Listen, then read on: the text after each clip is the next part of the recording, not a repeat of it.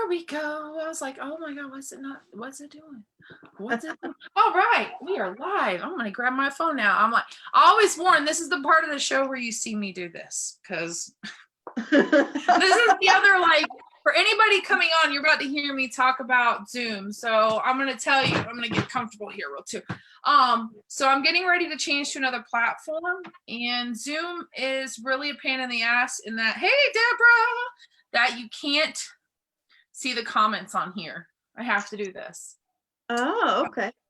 So everybody, as you come in, say hey, tell me where you're coming from. If you will, like, love, share the living bejesus out of this. All right, and I am getting ready. I'm going to go ahead, you guys, and share this to a couple groups real quick. There's my table episode. And you guys, I'm so excited. Chaney, if you want to share stuff while we're doing this, while I'm doing this, you are more than welcome to. No, where do you want me to start? No, like if you want to share the episode real quick. Oh my God. Okay, share. Okay. So I'm Chaney Fletcher, and I have a company that I am starting called Fostering New Hope LLC, and I am an intuitive business coach. So I help moms specifically kind of realign with themselves, to trust in themselves, to grow successful businesses. Because even as a mom, sometimes we feel like we're missing something. We were made to do more. We love to help others. We love to connect. And I help them find a way to do that. All right. So I'm going to run the intro because it's a little, I didn't do that, but I'm going to do the intro, and then, yeah, we're going to dive a little bit further so you can really tell them what got you started. And then we're going to do the deep dive, which is my favorite. And I think with you, it's going to be even like deeper than most. Let's hope. No, there's no hope to it. I'm like, I'm telling you, I'm excited about the breaking the cycles, and I really hope that we get to touch on what we got to touch on in our initial call, which was like what it means to be a statistic and be a female statistic at that. So, all right, without further ado, I'm like doing this. Say hey, everybody. As you come in, I'm going to drop into this intro, and then we're going to get going with episode 39. It should have been episode 40, but you know what? I firmly believe everything happens for a reason. Just to give you a bit of a background, Tuesday's show did not happen, technical difficulties, but with that being said, we are here, so I'm really excited. And I'm also excited, you guys, I know I talked about there being a little bit surprised, so before we go into this, starting next week, I'm going to be going live through StreamYard. You guys, we are going over to YouTube officially, like with StreamYard. I'm taking the show to YouTube. So with that being said, because StreamYard does multi-streaming, I'm going to be able to go live on YouTube, Facebook, and LinkedIn at the same time. So I'm hella excited for everybody that's been with me on this journey. You guys, we're about to blow up for 2020. Like, I'm excited for you. Y'all, episode 50 is January 23rd. Should everything go as according to plan, episode 50 is on January 23rd, and I'm already like planning a really big episode. So I'm excited, you guys. But all right, intro, and then we're gonna get this going. So hello, and welcome to the TUF Woman Table. The table where I invite some super badass tough women like Chaney here to take a seat, join in on the conversation, and share her amazing story. At TUF Woman, I believe that all women have the power within themselves to live an authentic life, free from fear, confident in who they are, and empowered as fuck to go out and create that life while stepping fully into their leadership potential. Because as you guys know, I am all about not just collaborating, but women really stepping into their power. So this is the passion project of that. So I share this belief by championing tough women who have walked through the fire, felt the fear, faced adversity, and kept pushing through it all, which is really the theme of this show. This show specifically. So I've been through a lot. Right? We are going to the fire. Women who now live the life they want as the woman they were created to be, women who own their stories so other women can embrace and own theirs as well. Because as we all know, when you give yourself permission, which I hope in 2020 we stop having to give ourselves permission, but that's another story, to own and share your story, you give someone else permission in the same breath. So without further ado, hello, Steph. Steph Ventura says, hey, babe. Deborah says, hey. Oh my gosh, we got all kinds of fun people coming on. So that's good. Hopefully they can use this. I know, right? All right, you guys. Episode 39 is officially live. We are awesome. This is going to be great. Tuning in for the first time to your show, Steph, I hope you enjoy it. And also, just as a little tidbit, I'm always accepting people for the show. So we actually, I have one date in December left, and we'll be booked out through the rest of this month, and we'll be going into January. So for anybody who's interested, DM me, PM me, and we will get that taken care of. So without further ado, Chaney, you told everybody a little bit about yourself, but yes, tell us the little bit of the backstory of what got you into this, and then we're going to dive into your story, because that's like, I feel like that's really like that. For anybody who knows me, I can't sit still. It's a huge problem, and I have always lived my life, even as a very young adult, of wanting to help others through what I've been through. And so I was very pregnant and I couldn't work. I was staying at home with my kids, trying to finish my college degree, and something just leapt into me, and I found this Facebook group and came across a coach and did a discovery call, and she opened my eyes to this whole new world of being able to help people and still being able to be at home and take care of my kids because they have special needs. And I didn't think that I could do it at first. I was very doubtful, and I started kind of creeping into this space and opening myself up to watch others and realize that I could do it. And so I'm starting to fully chase my dreams now. I've never fully given up on them, but it's taken me a few years to get the fire that I needed built up to take that final leap. And so I applied and got approved for my LLC. And here I am trying to build this business from the ground up. And I'll say this because I have women who come on here and everybody's like, I'll try. And I was really in that space up until like 4 months ago. And a coach called me out on that so many times. They're like, you're not trying. Like, trying is that half-ass energy. Like, you are, you're not. They're like, the coach was like, are you doing it? I'm like, yeah. They're like, okay, then you're doing it. You're not trying anymore. So you're doing it. Like, I like to tell them, I like, am doing. Once it Yoda says, do or do not, there is no try, right? Do or do not, there is no try. We're never trying. If we're trying, then we're not doing it. So you're right. I am doing it, but I guess I still I can't believe. It's not that I don't believe. I can't believe that I've made it this far, right? Because we all start with that doubt, and it's always overcoming that doubt over and over again. And that's kind of where I've learned this special tool of following my intuition, because if I hadn't, I wouldn't have gotten this far so far, you know? It's just that little hunch that you have to listen to, and it's easier to tune it out most of the time. Well, because I think the little hunch is scary. Like, the little hunch goes, hey, you should go over there. And you're like, but no, I mean, everybody's going here. And the hunch like, no, really, you really should go over there. And the thing I always listen to people say is like, I wish I would have listened to myself, because myself had the right answer all along. I'm like, yes. Oh, real quick, Steph says, haha, thanks for the info. I'll message you when I came. Oh, Steph, real quick, because she was interested in the StreamYard. I sent you information on the StreamYard. And Steph said, definitely be proud of yourself. We all start somewhere. Yes, we do. Amen to that. That is the truth. So, but yeah, Steph, I sent you information on StreamYard. I am really freaking stupidly excited for StreamYard. Like, I was up for like an hour just watching tutorials last night going, oh my God. So anyways, this is the fun part. I've been waiting for this Tell everybody, let's go. What's the story behind all of it before you got to the part where you're at now, where you're coming into this and you're watching this? Because that in and of itself, you guys, that's the power. And that's what I love about this show is the taking the tabooness, the shock factor, the everything out of the uglier parts of the stories they call it, which I don't think are uglier. It's just the shit we go through that we don't want to talk about. And Deborah said, I'm interested too. All right. I'll, for anybody who's in the Badass Business Women's Mastermind, before we go into this, I'll come in and do a live later and I'll talk about StreamYard. So Deborah, you're in it.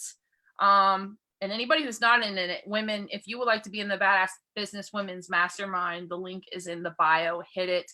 Join us in there. We're getting ready to drop some awesome master classes. So anyways, and Steph says, totally, your intuition will often tell you to go in a direction that doesn't make sense. And yes, I will get into my inbox after my own life. All right. So without further ado, what got you started here? Okay. I have always been told several different things, as in I've been dealt a very bad hand of cards, right? But even if you're dealt the worst hand of cards, it's how you choose to play them that's going to really define what happens. And I've believed that. So I share my story because I want to inspire and motivate others, right? I don't want pity. Pity gets you nowhere. I don't play the victim's card. Instead, I choose to own it, and I choose to face it, and I choose to move forward from it. Mm-hmm. And so it starts when I was about 12. My father was diagnosed with brain cancer.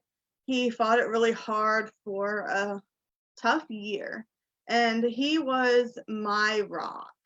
I was very close to him. I looked just like him. He was my everything. I was extremely close to him. He was my protector. And I had to sit there and watch him whittle away to nothing fighting brain cancer. And he ultimately passed away from complications due to it. And I ended up with my mom. And my mom and I never got along.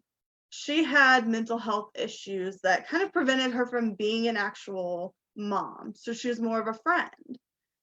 And so we never saw eye to eye on anything, which is fine. I love my mother. Don't get me wrong. It's just that, sometimes even in a disagreement, you have to choose what's best for you.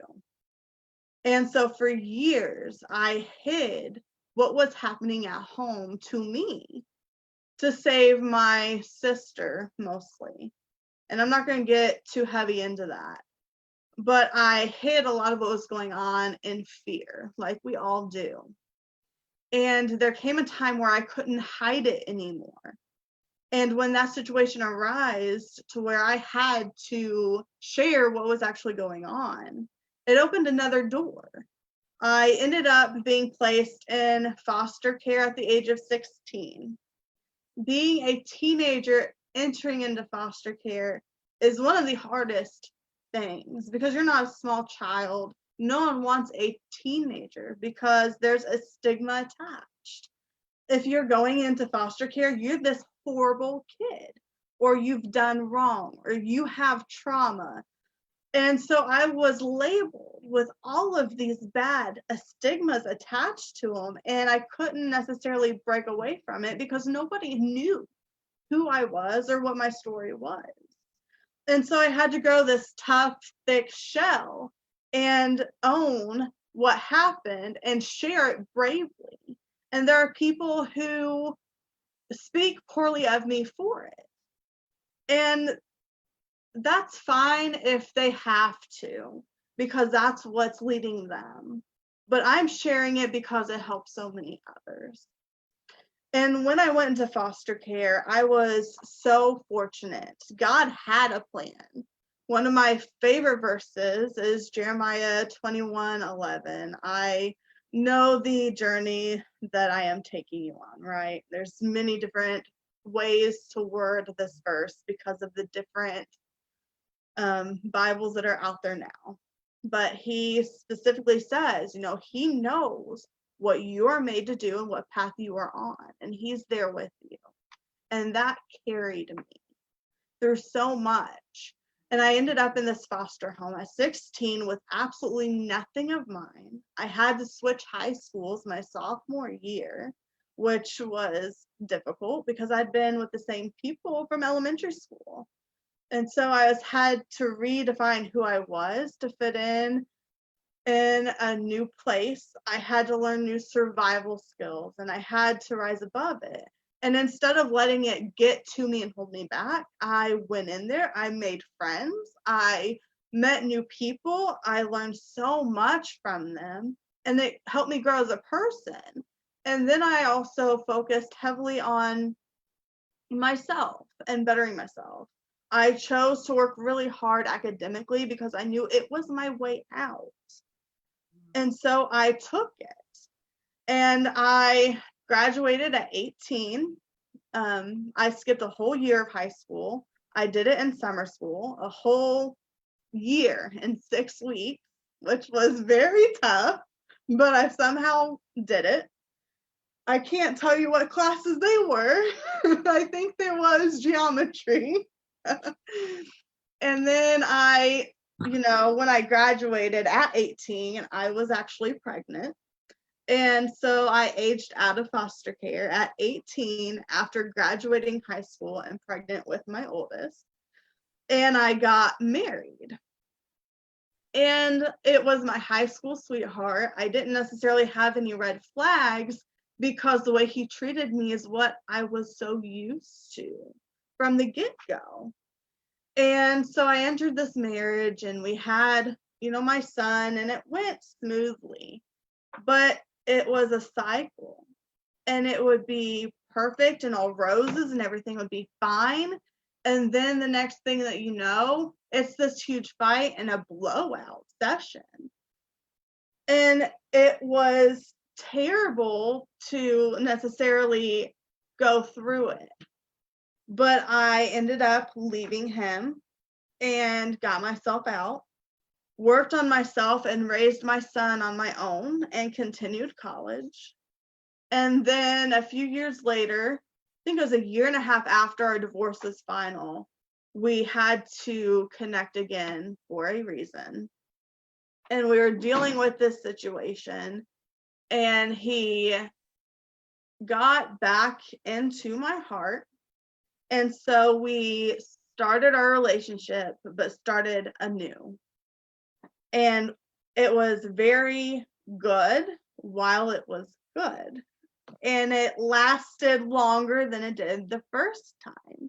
And I really had hope that I would be able to stick with him and raise my son with him, and that we would have this family and we'd beat the statistics. And it just didn't happen.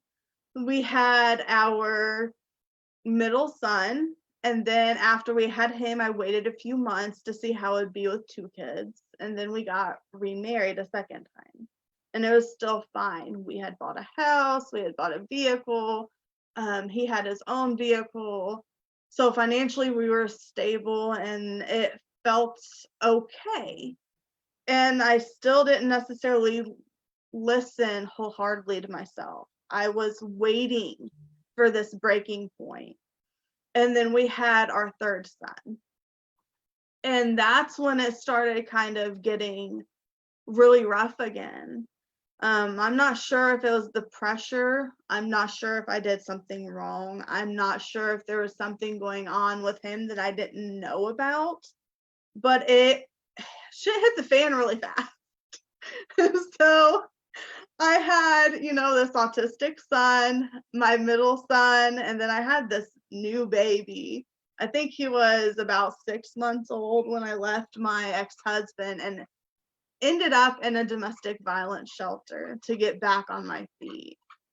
And, still to this day, it still feels surreal in a way that it's hard to compute what happened.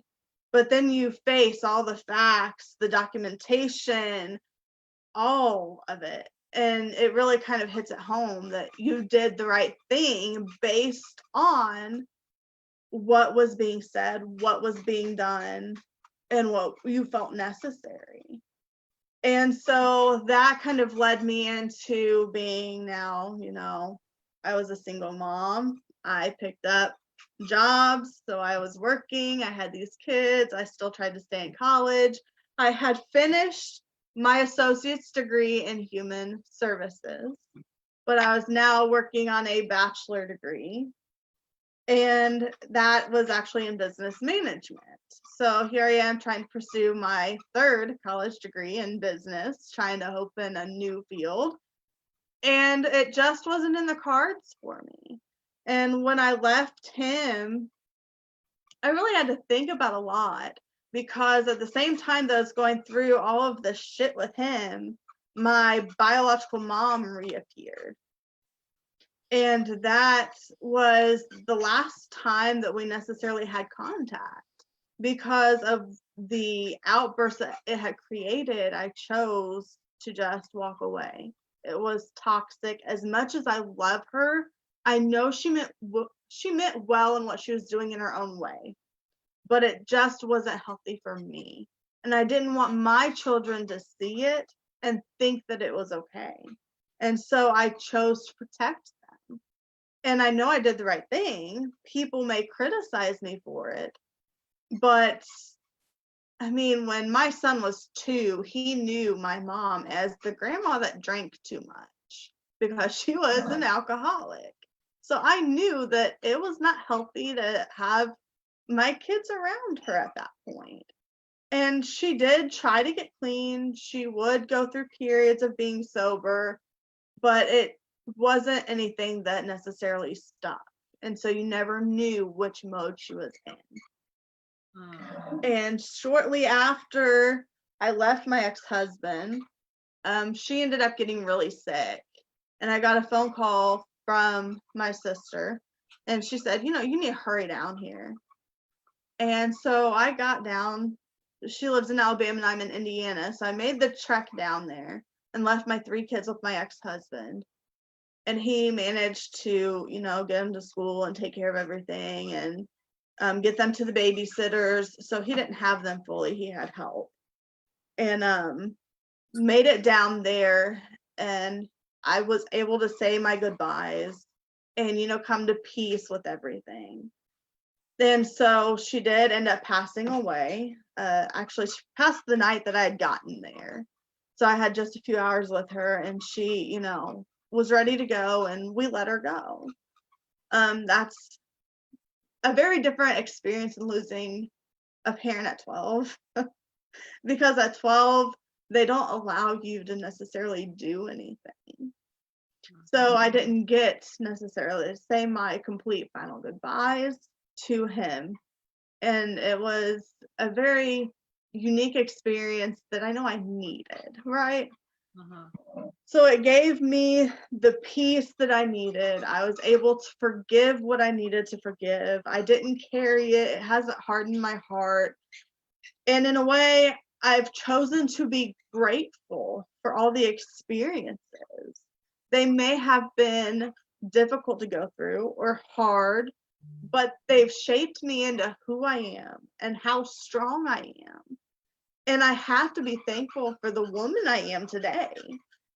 And so it really gave me a different perspective on it. And I think, going through all of these different chapters in life, it's made me so much stronger. And it's made me want to reach out and help others, because sometimes you forget that others need that help, because we are great at faking it. Like, we can fake that everything's completely okay on the outside, when inside we are screaming. We don't know what we're doing. We don't know how to do it. We don't know if we have the strength to get through it. And that's so disheartening to feel as a woman, to feel so alone and so scared and so vulnerable. And so I choose to use my story to let them know they can do it. They already have what it takes to do whatever they want to do. It's just tuning into yourself and listening. And that's what we are the best at, is blocking that voice that we need to listen to.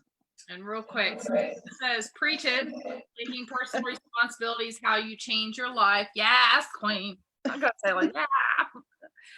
Angela says, hey, ladies. She says, I hear that. Sorry for your loss. I think that came back when we were talking about your dad. Deborah says, you took your power back. And then Steph said, God always has a plan, which is really true. And taking some, taking a little bit back to something that you talked about, and how we are so much about being able to put on this front, but also what I like that you talk about a lot is being able to break that statistic. And I think this is something that women do, and it's something that I found was really a theme within my last marriage is, and this is something we talked about. We both had similar situations where, like, I was done with school at 16. And I don't talk about that a lot, but I was done with school at 16. I dropped out and I got my GED, and then lo and behold, a month later, I was pregnant with my daughter. Lo and behold, I was pregnant with my daughter. But, I was with my daughter's father far longer than I needed to be, because I didn't want to be that statistic, right? I didn't want to be that broken high school relationship where they had the kid young, and then lo and behold, look what they became. Well, lo and behold, the need to not become a statistic actually became, I don't even know what the word for it would be, but the need to not be a statistic became a hindrance at the same time for me, because then I entered into a marriage with the same patterns that I grew up watching being a normalness. And I stayed in that marriage far longer because guess what? I didn't want to be the statistic again. The single mom who's now married again, has a kid with a second father, and, and so I think we stay so long in being a statistic, yet at the same time, not wanting to be a statistic was the driver that made me so much more driven in my life, because I always said I was not born to be a statistic, because, and we talked about this, statistically speaking, neither you nor me should be here right now. And that is very true. I know that I don't even know all the statistics around teen moms, but I think you said, what were the statistics around people, around kids who went into foster care? So I grabbed my journal before I went live. It's like, because I have it written down. I was like, you know what? I have a feeling I'm going to need this.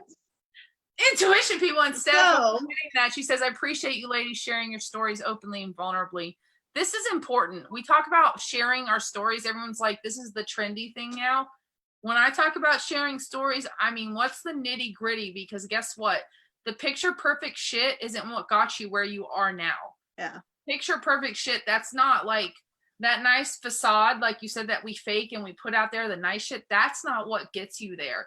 When I talk to people and I'm like, what got you here? It's the crap that they had to go through. They're like, now I can help somebody else go through it. So that's why thank you so much I think that's why it's so important, is to be that vulnerability, because you know what? Somebody else out there has gone through something similar, and being able to come out and say, listen, I went through it too, and I fucking survived, and I'm thriving now, lets them go, oh my God, okay, well, maybe I can do it. So, but statistically speaking, where should you be right now? So 17,000 kids age out of foster care. And these are from the site NCSL. And I don't know how new they are, because they are very terrible at updating statistics. But I think they're pretty recent. I think the past 3 years or so. And 1 in 5 of those 17,000 that age out are homeless.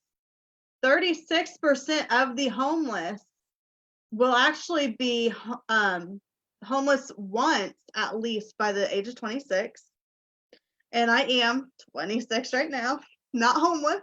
So I'm good. But I have been that statistic because I was in a domestic violence shelter before I turned 26.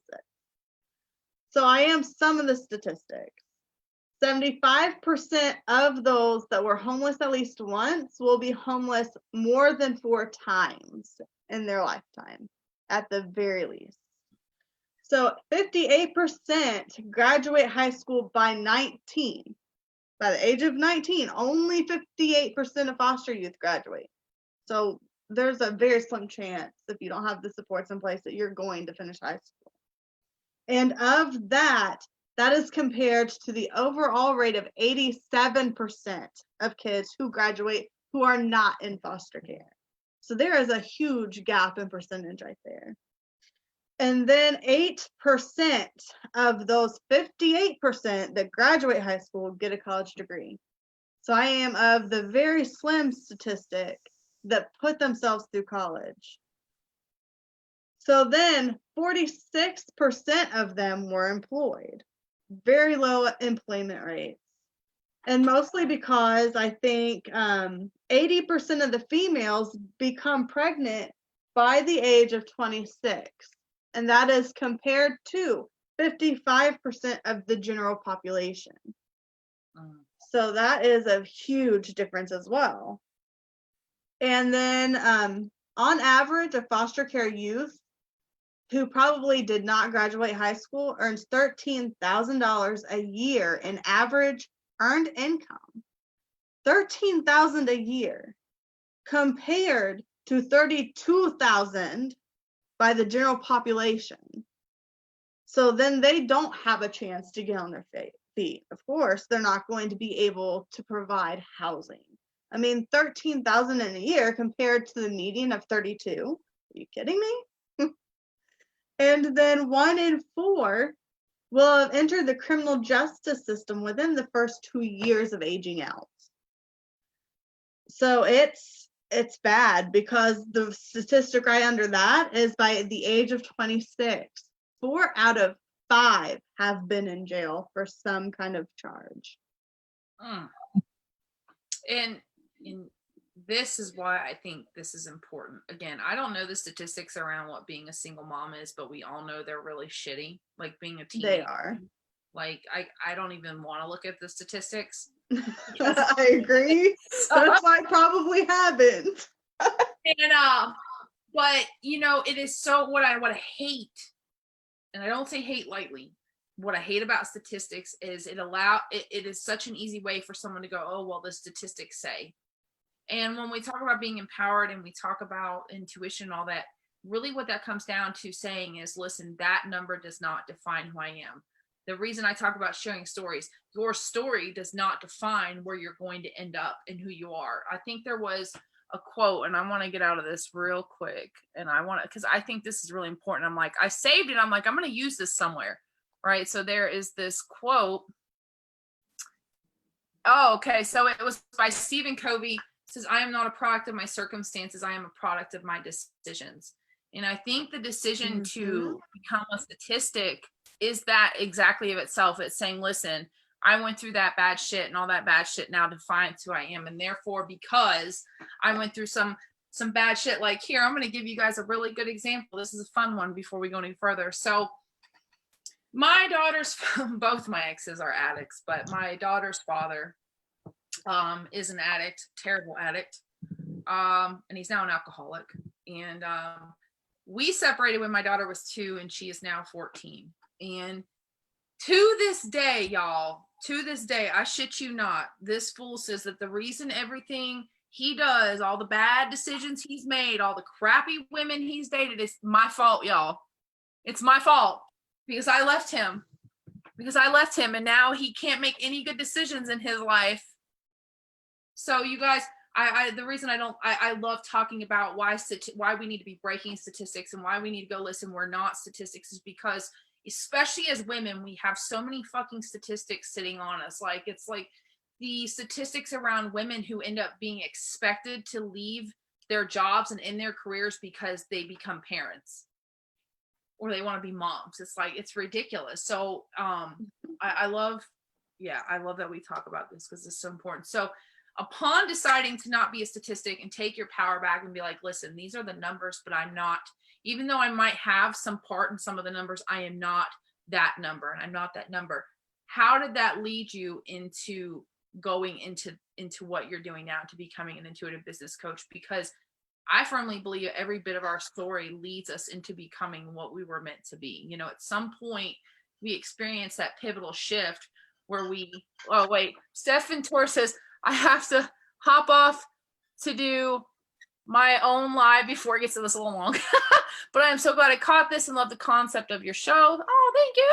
Thank you so much, Chaney, for being such an inspiration, showing those of us watching that no matter what happens to us in life, we get to choose what we want to end up doing with our lives. I wish you all the very best and that you can continue to inspire people. Oh, I love that. So yeah, so I think what we go through in life really pushes us into what we become, because I knew at one point when I got to where I was at and I felt empowered and I looked back on all the things that I'd gone through and all the shit that I allowed myself to deal with, and I looked at where I was, I said, man, if I could help a million other women get to this point, I would do it. And that's when I knew, I'm like, okay, I'm gonna help a million other women. Now it's like 3 million, but that's another thing. But I'm going to help millions of women get to this point where they're like, you know what, I can do what I want, and nothing outside of myself is going to define that reality for me. Yeah. And for me, I love being a mom, and my kids have special needs that require more than other kids. And so I know that I'm not going to be able to hold a 9 to 5. And it kind of hit me to the point where I was like, man, I'm depressed. I put myself through college. I got this degree because I want to help others. I have a purpose besides just being a mom. And so I, just started looking for opportunities. And the opportunities that presented themselves aligned with what I'm capable of helping others do. And so I just chose to embrace it. And I guess not even just embrace it, but I want to do it wholeheartedly because I love giving value to others. And so with my story, I hope that it does inspire and motivate others, because if it does, then hopefully they understand that in life, we have a choice in any type of situation, facing any type of obstacle. We can let it rule us, or we can learn from it, pick ourselves up, and continue forward. And so I'm still doing that today, right? There will still be things in the future that I feel like I'm not going to be able to overcome, but I know that I'll find a way each and every time. And it's okay to stop when it comes up, feel it, feel all of it, all of the pain, and then use that pain to be the motivation you need to find the solution to it. And I think that's what hopefully helps so many others as well. And one thing I want to touch on as we go on, because this was something we discussed a little bit, and I think this is really important. And Deborah says, Chaney, you are awesome. You are encouraging to a lot of people. Kudos to you. She had to leave too, which is fine. But I want to touch a moment on breaking generational curses and breaking adversity. I can't speak this evening, y'all. But because I think this ties in beautifully into what you're talking about and going into things. So when I was coming up, I had certain examples that I grew up watching, and it was always on the female side. And it's nothing about the females in my family. They're phenomenal people. I love all the women in my family. It's just certain traits and patterns that we took along with us, right?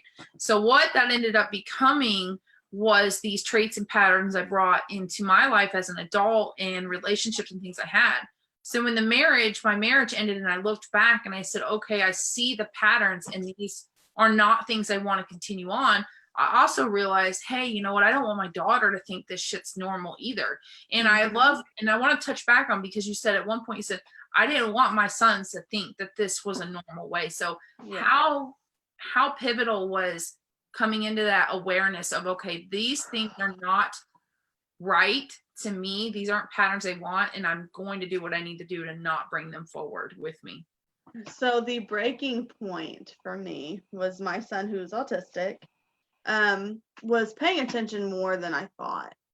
And he is incredibly insightful and very smart. And so nothing necessarily gets past him. And he was watching everything that we did. And my ex-husband at the time, would sit there and tease me all the time. Like, oh, if you won't do it, I'll get a girlfriend that will.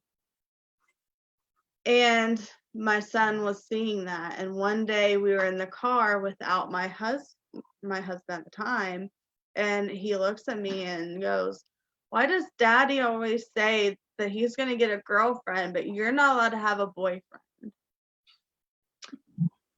And that right there is what set it off for me. Like, man, he's seeing what's going on. He sees his dad treating me so badly. I'm not raising my kids right if they think that this is okay. I don't want my son to treat his wife this way. I don't want him to teach his kids this. And so from then on, I addressed it with my husband at the time. And I said, I actually asked and I begged, could we please get marriage counseling for them? And the breaking point of our marriage is when he sat there and looked at me and said, "What good would counseling do? It's not worth it. It's not going to do anything." And at that point, I realized that I was worthless to him. If he was not willing to put in the work or the money or, anything to try and save our marriage, then I wasn't worth anything to him. And it showed. And that was the deciding factor of this marriage is over and there is no going back. And from then on, that's when I started taking the steps I needed to leave that marriage. And you took your power back. Yes, that is when I learned that I was worth more. And I chose to have the self-respect to leave and take control of it. I really hit that home. After I left him, I went 1.5 years without dating. I focused on work, my kids, myself, and really used the time to discover myself, because I knew if I didn't do the steps that I needed to do, that I would repeat the cycle again. And I didn't want to get into another marriage where it was another cycle again like this. And that year was the best and the worst time of my life. So I say that because I was going through this nasty divorce, worried about my kids. It was hell because we didn't have a custody agreement. So we were trying to, show good faith and work together to co-parent, and I would give him time, and, we would try and be courteous, but because we had no custody agreement, there were a lot of police reports filed of the other parent withholding the kids. And after we got through that and we did get the custody agreement, of course, he didn't agree with it, so he didn't want to abide by it, hence more police reports, more documentation. And all of this is going on in the background. And while I'm dealing with this mess of a custody battle and this divorce and the domestic abuse is still going on, because of course he's telling you you're worthless, you're doing everything wrong, you don't love your kids because you're doing X, Y, and Z. It really hurts. But then on the other side of things, I was working again. I was still in college pursuing another degree and pursuing my dream. And I sat there and I had experiences that I didn't have in life. Our court order custody arrangement was that he took the kids every single weekend, from Friday after school until Sunday night at bedtime. And so I found a lot of free time on my hands. And being a single mom for so many years, I had never had free time to do the things that other people get to do as milestones. I had never been to a bar. I had never gotten drunk. I had never done anything for myself. And so I used this time to explore. I went to a bar. I saw a live band in a bar. I got drunk off my ass for the first time.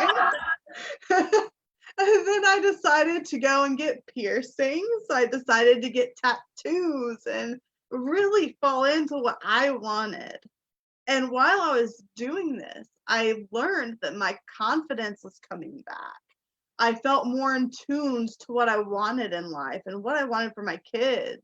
And the more that I moved forward with these experiences, it led me to just be open up to more joy. Because I mean, I remember getting the orange creamsicles icy that they had at Taco Bell and putting what was it? I think it was whipped cream vodka in it. I was not the one driving, don't worry. So I was with friends and we were out cruising the country back roads. I'm sipping on this lovely concoction that was so good. And we come up to this big hill. And it reminded me of my childhood of rolling down these hills. And I said, you know that feeling in your stomach when you're rolling? I want to experience those moments in life again. Because as a kid, you're so carefree. You don't care about who's looking or what they think of you. And so, tipsy as I was, I got up on this top hill in the middle of summer and rolled my happy ass down it and laughed so hard. And that was the moment that made me realize that I was doing what I wanted with my life on my terms, and I was fulfilled from it. Truly, truly fulfilled. I love that. I love hearing that because it's like somebody else has one of those stories, because it took me till last year when I was 30 to actually fully live a life that I was happy with. Like I went to Florida and like totally lived a life that I was happy with. And it's funny because you talk about that. I went to my first adult concert at 30, you guys. My first adult concert with alcohol and like all that other stuff at 30. Now, mind you, I've drank, I've been to a bar, but everybody that I know in my peer circle, they're going out to concerts and all that. So I went to the Tampa Bay Margarita Festival and got turned the hell up off free alcohol, like free margaritas, like $100 worth of margaritas, and shook my ass at an LA concert at 30 years old, y'all, in a crop top and some little blue jeans. And that was, I remember thinking to myself, like, I don't give a fuck who's watching me. Like, I probably looked like I was having a seizure, but I could not have cared any less. And to this day, I'll tell people, I said, I have never been happier than I was in that moment. And I got to experience so many of those moments. And I love that you talk about, I took time off, because we as women are not instructed to go find ourselves.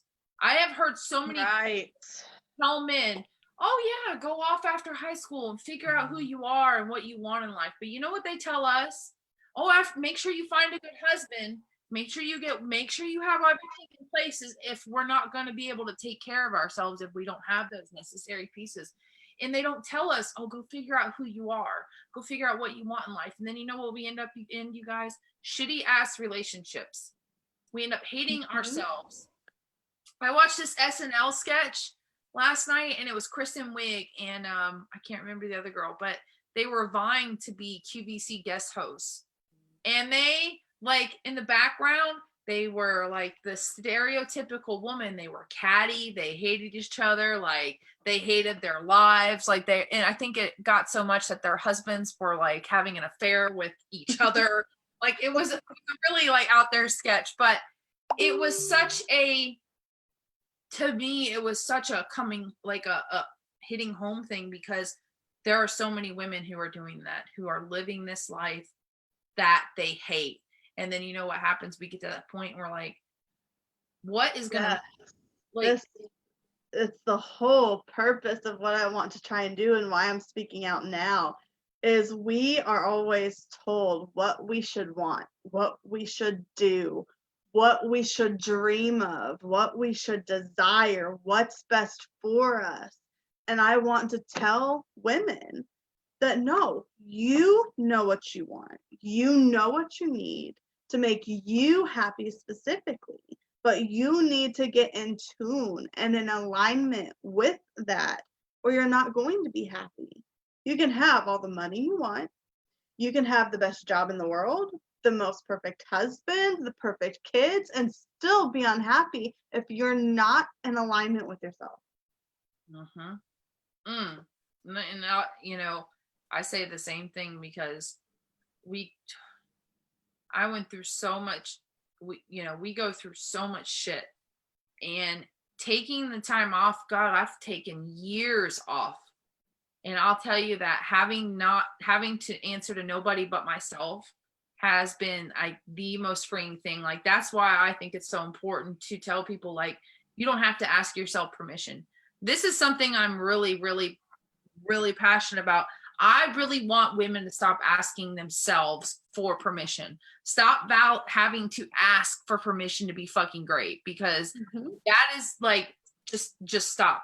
And I'll say this because coming from a leadership standpoint, having worked under a bunch of men don't ask for permission, y'all. They don't go, oh, well, I need to go ask like 5 other people if that might be a good idea.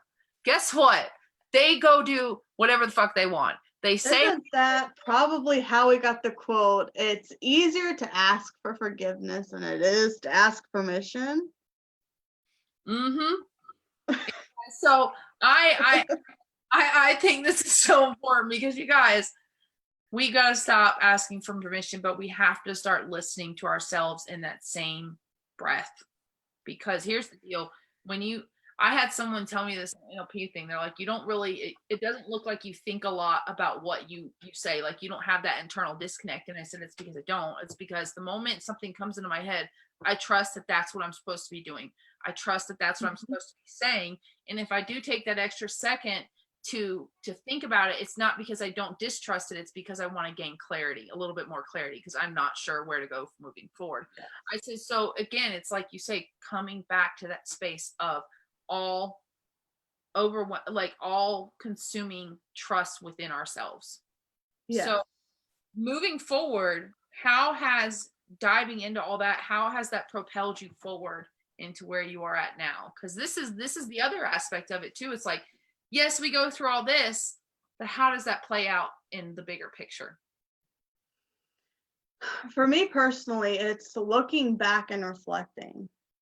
If I can get through high school by myself, if I can survive losing both of my parents, if I can survive going through foster care, which I had an amazing foster family that I still am very close to today. Like, they are my mom and dad right now. Like, they always will be. And I'm so grateful that I was given that. There's a reason I ended up there, and there's a reason why I'm still close with them. And it's, led me to where I am because I found support. And then from that, it's if I can get through domestic violence and starting over, not once but twice, from absolutely nothing, then I know that no matter what I do moving forward, I will still probably fall down and scrape my knees again and be knocked down, but I'll be able to stand back up, wipe myself off, and face it and say I'm still standing and move forward and learn from it. So as simple as that. What does life look like now on the other side of that question?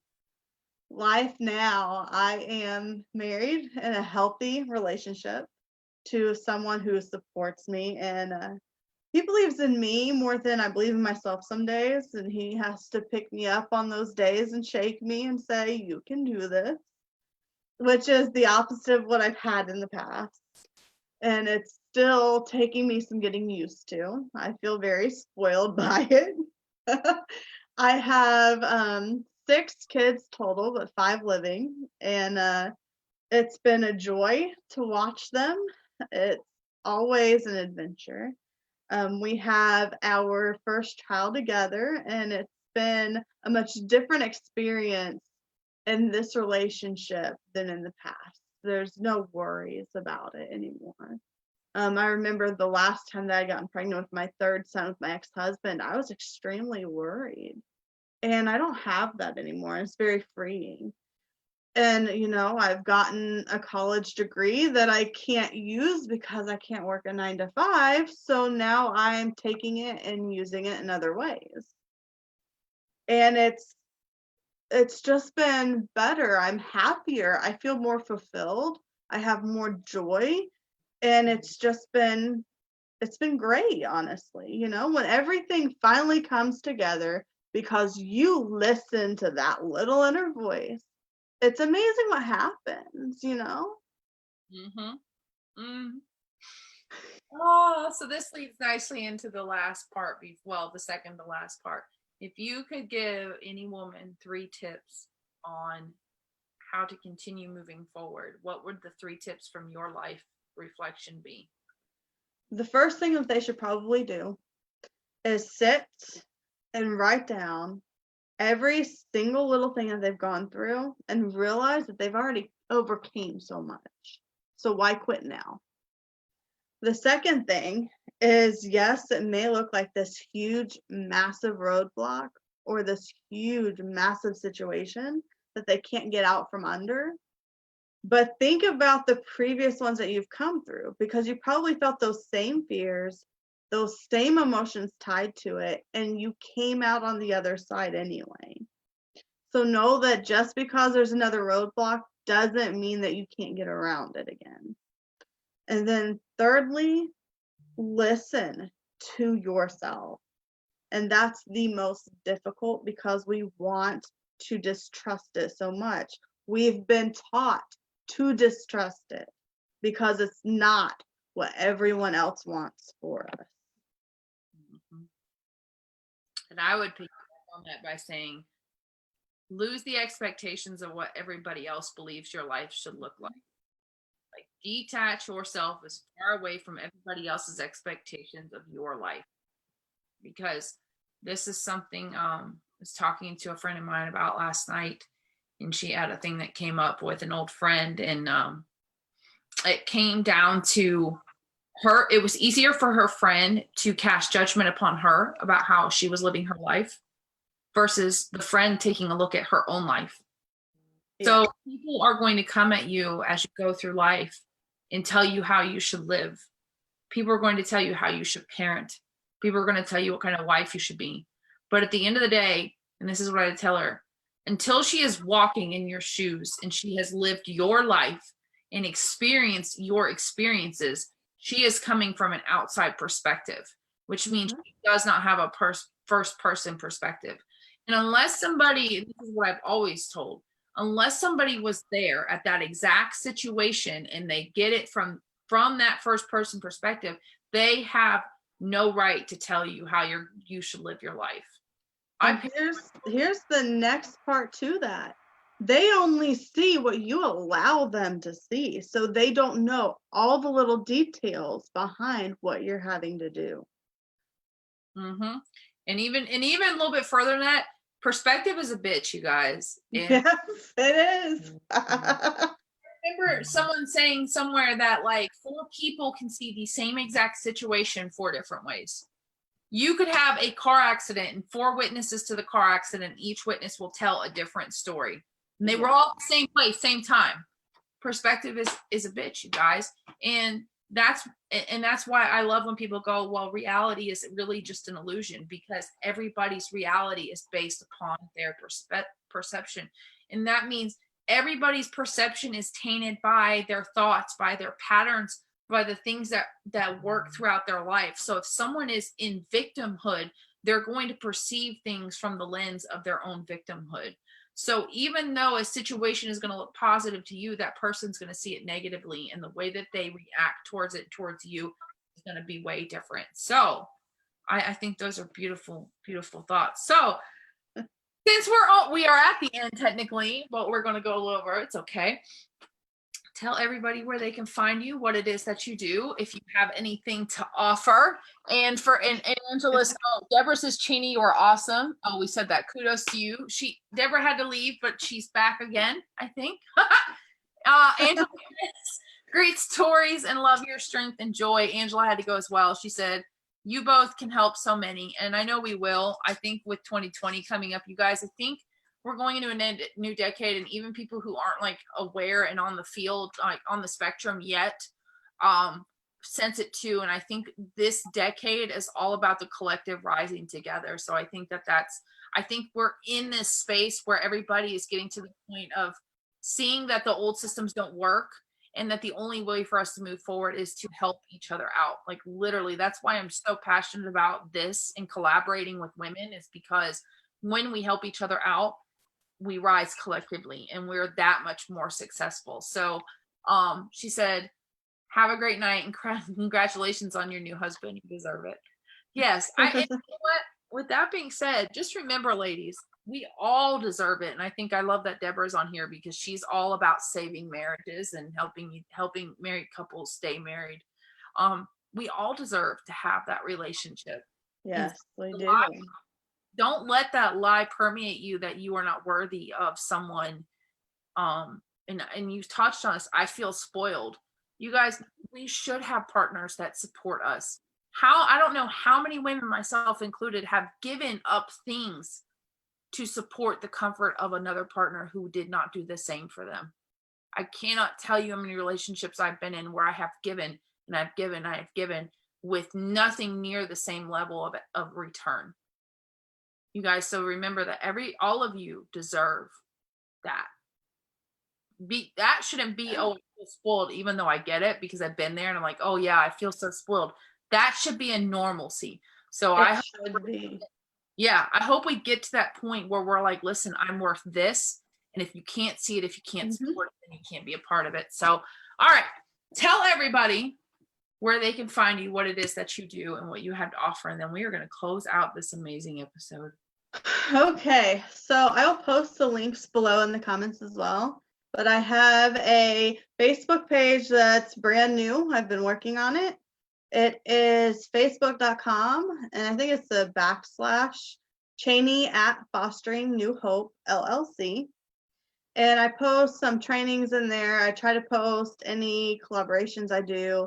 And then I also have a Facebook group as well that I'm trying to grow, that I give more hands-on advice and more tips on moving forward in what you're doing. And then from there, I'm going to probably in 2020 do something new and start a group coaching program. So if you want information on joining a good group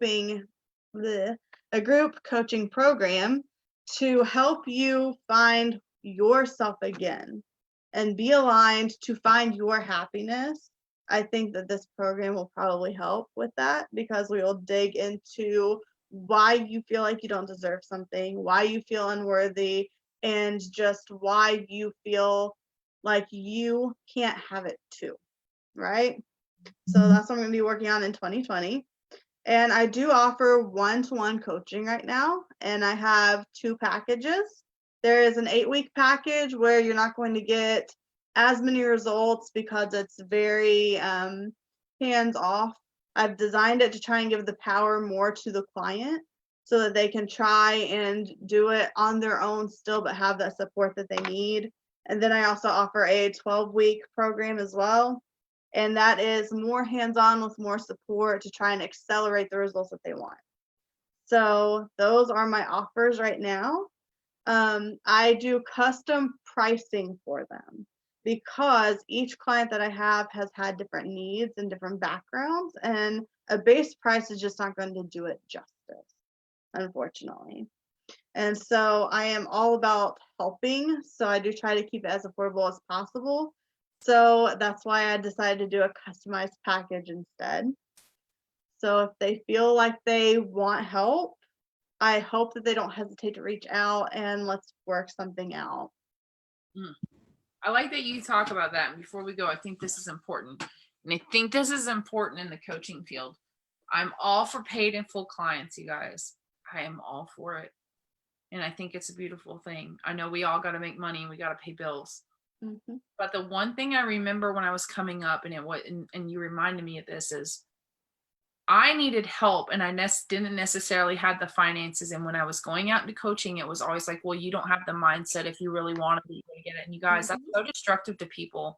That will literally keep people from reaching out and getting help. So I love that you talk about the customized pricing, because there's so much shame and stigma around having payment plans, and oh, you're less of a coach because you accept payment plans and you don't get these 10K clients. Y'all, I don't know many people, even the ones that are making way good money, that have 10K sitting around. Okay. And we live in a shitty economy, y'all. We got to stop expecting people to put themselves tens of thousands of dollars into debt. And it's not because I think that I have a lack mentality towards it or anything. It's that this is the one thing that I got advised on. If I wanted to help women tap into leadership, you have to make it accessible to everybody. Right. And that's why I chose to customize prices. I could sit here and come up with a base price all day long, but what it boils down to, if I feel that I can truly help you in some way and I offer my help to you, I want to be able to hear you say that you want to move forward, and let's find a way to do it. Because you're right, you're not going to have everyone coming to you who can afford to pay for a program outright. It's just not going to happen every single time. Oh my gosh, it makes me so happy. This episode makes me happy. You guys, my ear's itching, y'all. I'm sorry if I'm sitting here like everybody's like, oh my gosh, you'd be sitting there itching her ear. My ear's driving me nuts, you guys. So anyways, this has been awesome. This makes me happy. I'm really happy it worked. If Jakayla catches this, I am so sorry that Tuesday did not work. Y'all, just a sideline, I am working with some really crazy energy, and I did it like 10 minutes before the show, and then technical difficulties happened, which I've been told can happen when you work with that specific kind of energy. So I made sure I didn't do it before this show because of that. But also, you guys, on piggybacking on this message about listening to ourselves, I have really been called to start resting more. And when I don't listen to that little voice that says, hey, you need to rest more, shit doesn't work. So when shit's not working in your life, I'm not going to say you should. I would recommend that you take a second to get quiet and go, okay, well, why are things not working? And listen to what comes up within you, because chances are if things are not working in your outer, there's something that's not working within. Everything Exactly. external is a direct or semi-direct reflection of the internal world. And I believe that we all know exactly what we want in that inner, but sometimes we just get strayed from it and we need help to align it back together.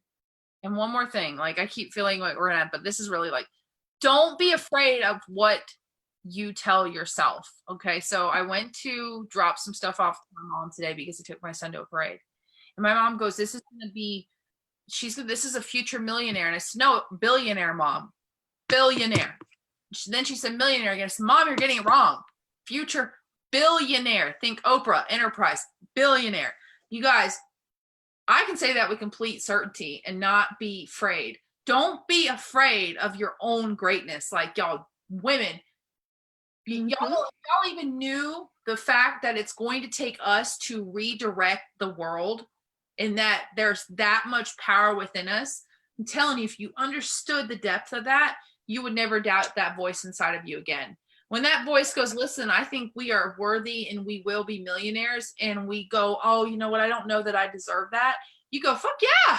Yeah, I like being a millionaire. It's going to happen. And you wouldn't even ask how the hell it's going to happen. You'd be like, okay, I'm going to be a millionaire, you guys. You keep talking to everybody about it. Be like, hey, just so you know, I'm going to be a millionaire. Like, and I think that's the difference between men and women. We, for some reason, feel like we don't deserve it. We aren't worthy of it, but yet they're out there doing it with no regret. Yeah, you guys, listen, I'm not saying we got to be men. I'm not saying that. What I'm saying, and what I think Chaney would probably say too, is we have that same power. We do. We have even more power because we have the ability to bring that to everybody else. Men are kind of straight line and like, I'm going to go to the top. And I'm not saying there aren't very, philanthropic men out there. Women, though, I believe that the reason we seek sisterhood so much is because we believe in the collective as a whole and because we see the innate power of the collective. We are compassionate beings.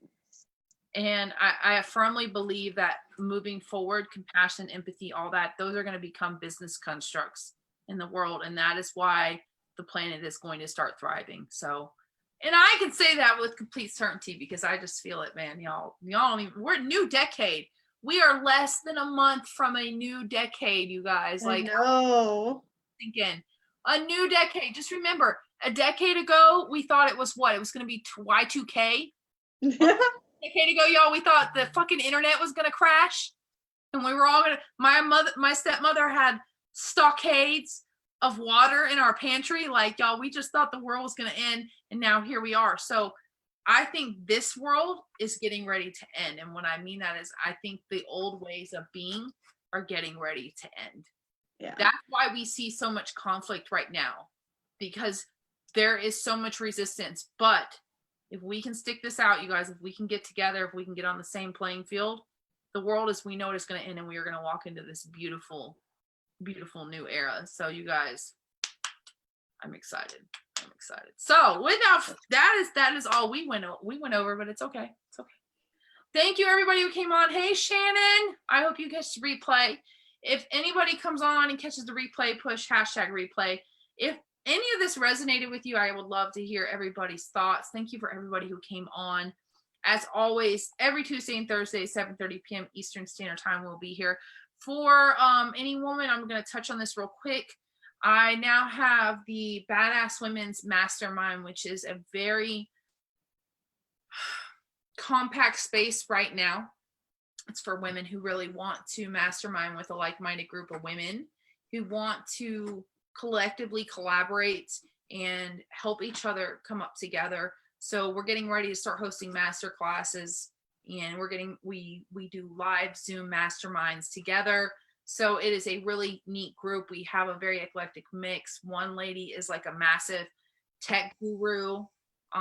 There are women in there that, like myself, know how to foundationalize a company, know how to create systems. And you guys, it's free. Like you're not going to come in and get hit with a membership fee. There's none of that. It's really women coming together to help each other out and to create that community and have that sisterhood. So for any woman who feels aligned to that, I will say this is you have to be active type of group. You have to contribute. This is not a come in and take and give nothing back. So for any woman who's okay with that and is aligned with that, please click the link in the bio. Come join the group. I think there's so much power in it, and we have the ability to change the world. So with that being said, guys, I will see you guys next Tuesday and Thursday when we start streaming with StreamYard. Dude, I'm going to tell you real quick, one thing I found about this. It puts the comments right here on the screen. Like the comments come on the screen, and I'm like, I saw that. I'm like, oh my God. So you guys, we're going to be streaming on YouTube really soon. We're going to be streaming on LinkedIn. So everybody just better get comfortable with getting seen. That's all I have to say. So without further ado, I'll see you guys next Tuesday and Thursday. Thank you for coming on. Thank you guys for being on. For everybody that had to leave, I hope you get to come back and watch this next Tuesday and Thursday, 7:30 p.m. Eastern Standard Time. Have a good night, y'all. Night.